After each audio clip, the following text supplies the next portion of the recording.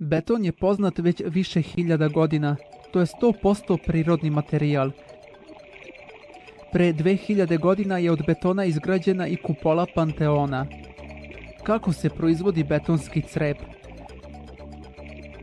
U ove silose stiže jedna od sirovina, Portland cement vrlo visoke čvrstoće.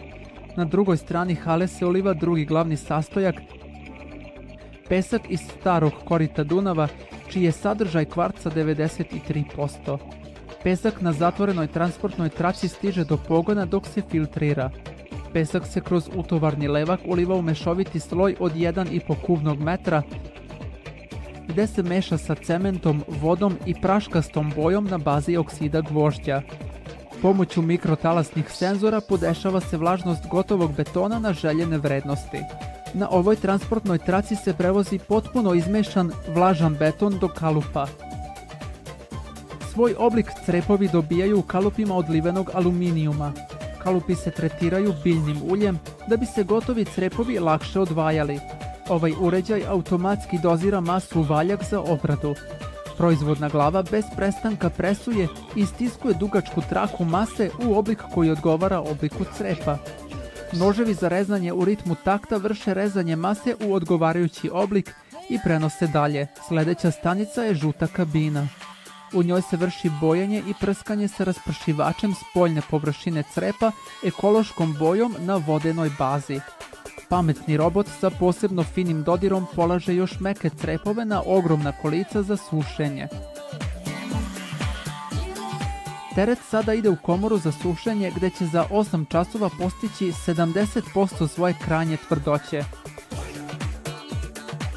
Toplina koja nastaje tokom sušenja crepa koristi se za granje proizvodne hale.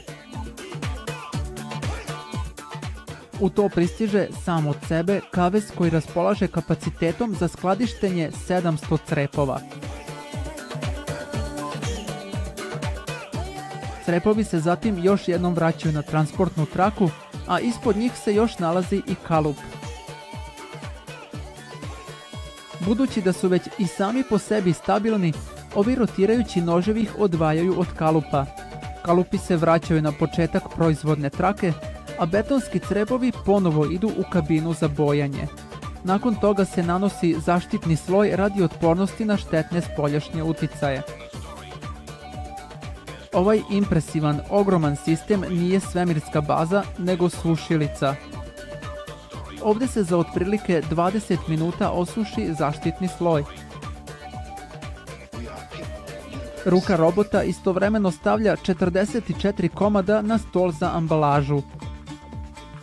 Na 300 stepeni obavijaju se mašinskom stretch folijom i na taj način nastaje standardni paket od 44 komada koji se u stručnom žargonu zove kobasica, od čega se 6 komada stavlja na jednu paletu.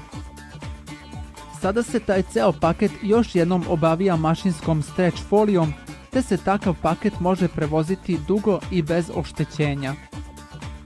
Film je snimljen u pogonu Mediteran Magyarország betončerépgyártó Kft. U Bolju u Mađarskoj.